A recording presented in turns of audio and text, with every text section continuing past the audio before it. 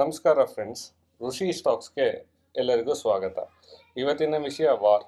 ಏನಪ್ಪ ವಾರ್ ಬಗ್ಗೆ ಮಾತಾಡ್ತಾ ಇದ್ದೀನಿ ಅಂದರೆ, ಈಗ ಲೈವ್ ಆಗಿ ಯು ಎಸ್ ಮತ್ತು ವೆನಿಜುಲಾದ ಮಧ್ಯೆ ವಾರ್ ನಡೀತಾ ಇದೆ.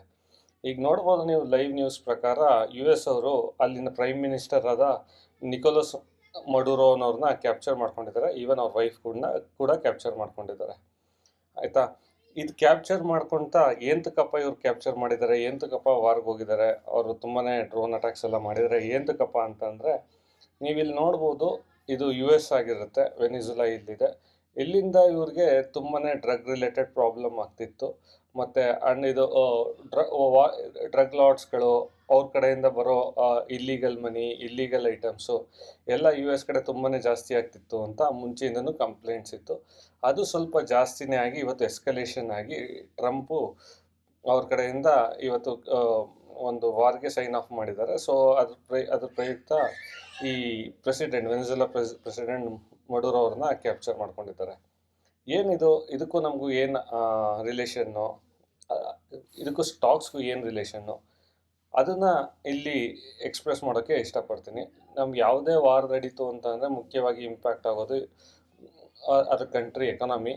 ಅದ್ರ ಕಂಟ್ರಿ ಎಕಾನಮಿ ಒಂದೇ ಅಲ್ಲ, ಅದು ರಿಲೇಟೆಡ್ ಸರೌಂಡಿಂಗ್ ಎಕಾನಮಿ ಡಿಪೆಂಡೆನ್ಸಿ ಇರೋದ್ರ ಮೇಲೆ ಇಂಪ್ಯಾಕ್ಟ್ ಆಗುತ್ತೆ.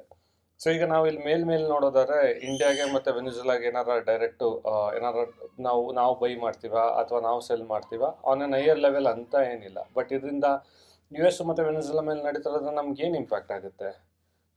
ಡೈರೆಕ್ಟಾಗಂತೂ ಏನು ಇಂಪ್ಯಾಕ್ಟ್ ಇಲ್ಲ, ಬಟ್ ಇಂಡೈರೆಕ್ಟಾಗಿ ಇಂಪ್ಯಾಕ್ಟ್ಸ್ ಇದೆ. ಒಂದು, ಕ್ರೂಡ್ ಪ್ರೈಸ್ ಇನ್ಕ್ರೀಸ್ ಆಗುತ್ತೆ. ಎರಡನೇದಾಗಿ ಕಮಾಡಿಟೀಸ್ ಪ್ರೈಸ್ ಇನ್ಕ್ರೀಸ್ ಆಗುತ್ತೆ. ನೋಡಿ, ಇದು ಇನ್ಕ್ರೀಸ್ ಆದರೆ ಹೆಂಗಪ್ಪ ಆಗುತ್ತೆ? ಯೂಶಲಿ ಇನ್ಕ್ರೀಸ್ ಆದರೆ ಏನು ಪ್ರಾಬ್ಲಮ್ಮು? ಈ ಇನ್ಕ್ರೀಸ್ ಆದರೆ ಎಲ್ಲ ಸೈಕ್ಲಿಕಲ್ ಪ್ರಾಬ್ಲಮ್ ಇರುತ್ತೆ. ಸೈಕ್ಲಿಕಲ್ ಪ್ರಾಬ್ಲಮ್ ಅಂದರೆ, ಫಾರ್ ಎಕ್ಸಾಂಪಲ್, ಕ್ರೂಡ್ ಪ್ರೈಸ್ ಆಯಿತು ಅಂದರೆ ಪೆಟ್ರೋಲ್ ಪ್ರೈಸ್ ಜಾಸ್ತಿ ಆಗುತ್ತೆ. ಪೆಟ್ರೋಲ್ ಪ್ರೈಸ್ ಜಾಸ್ತಿ ಆಯಿತು ಅಂತಂದರೆ ಟ್ರಾನ್ಸ್ಪೋರ್ಟೇಷನ್ ಪ್ರೈಸ್ ಜಾಸ್ತಿ ಆಗುತ್ತೆ. ಟ್ರಾನ್ಸ್ಪೋರ್ಟೇಷನ್ ಪ್ರೈಸ್ ಜಾಸ್ತಿ ಆಯಿತು ಅಂದರೆ ಕಮಾಡಿಟೀಸ್ ಪ್ರೈಸ್ ಜಾಸ್ತಿ ಆಗುತ್ತೆ. ಸೊ ಇಂಡೈರೆಕ್ಟ್ಲಿ ಅದು ಇಂಡಿವಿಜುವಲ್ ಮೇಲೆ ಹೊಡ್ತಾ ಬೀಳುತ್ತೆ. ಈಗ ಫಾರ್ ಎಕ್ಸಾಂಪಲ್, ಈಗ ಟ್ರಾನ್ಸ್ಪೋರ್ಟೇಷನ್, ನಾವೇನೋ ಒಂದು ತರಕಾರಿ ತರಬೇಕು ಅಂದ್ರೂ ಅದು ಒಂದು ವೆಹಿಕಲ್ ಮೂಲಕನೇ ತರಬೇಕು. ಪೆಟ್ರೋಲ್ ಪ್ರೈಸ್ ಜಾಸ್ತಿ ಆಗೋದ್ರಿಂದ ಅವ್ರದ್ದು ಪ್ರೈಸ್ ಜಾಸ್ತಿ ಮಾಡ್ತಾರೆ. ಹಾಗೆ ಅದರ ಇಂಪ್ಯಾಕ್ಟ್ನ ತರಕಾರಿಗಳ ಮೇಲೆ ಬಿಡ್ತಾರೆ. ಸೊ ಇದು ಒಂದು on an higher level picture. ಇದರಿಂದ ಏನಪ್ಪ ಆಗುತ್ತೆ ಅಂತಂದರೆ ಇನ್ಫ್ಲೇಷನ್ ಜಾಸ್ತಿ ಆಗುತ್ತೆ.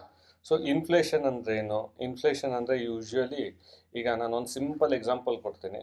ನಾನು ಈಗ ಟೊಮೆಟೊನ 1 kg ಟೊಮೆಟೊನ 50 ರೂಪಾಯಿಗೆ ಈಗ ತೊಗೊಳ್ತಾ ಇದ್ದೀನಿ ಅಂತಂದರೆ, ಒಂದು ವರ್ಷದಿಂದ ಇದೇ ಟೈಮಲ್ಲಿ 1 kg ಟೊಮೆಟೊನ 45 ರೂಪಾಯಿಗೆ ತೊಗೊಳ್ತಿದ್ದೆ ಅಂದ್ಕೊಳ್ಳಿ. ಸೊ ಈಗ ಆಗ್ಲಿಗೂ ಈಗ್ಲಿಗೂ ಡಿಫ್ರೆನ್ಸ್ ಎಷ್ಟು? 5 ರೂಪೀಸ್ ಡಿಫ್ರೆನ್ಸ್ ಇದೆ.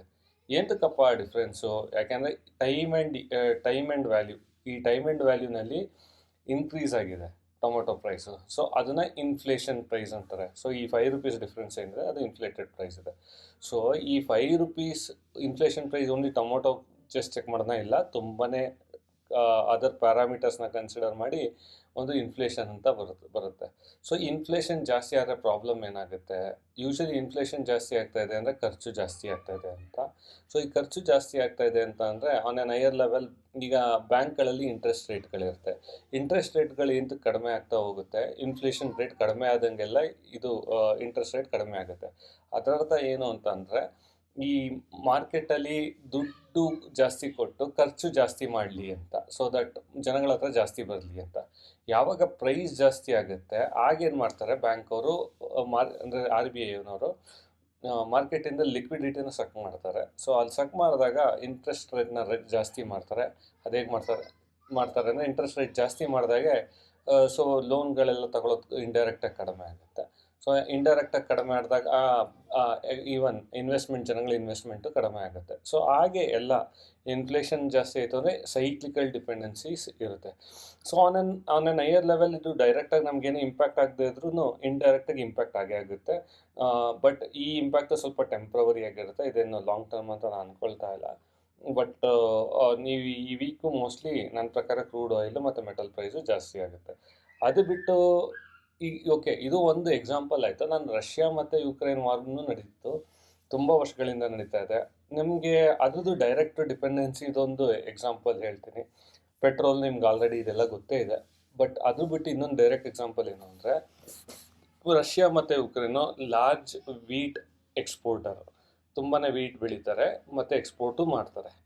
ವೀಟ್ದು ಬೈ ಪ್ರಾಡಕ್ಟ್ಸು ಈ ಮೈದಾ, ಗೋಧಿ ಗೋಧಿ ಹಿಟ್ಟು ಅವೆಲ್ಲ ಆಗುತ್ತೆ. ಸೊ ಈ ಈ ಮೈದಾ ಇದೆಯಲ್ಲ ಅದನ್ನ ಬ್ರೆಡ್ ಮಾಡೋಕ್ಕೆ ಯೂಸ್ ಮಾಡ್ತೀವಿ ಅಲ್ವಾ. ಇದು ಬ್ರೆಡ್ಡು ನಮಗಿಂತ ಜಾಸ್ತಿ ಫಾರಿನಲ್ಲಿ US ಅಲ್ಲಿ ಯುರೋಪಲ್ಲಿ ಜಾಸ್ತಿ ತಿಂತಾರೆ.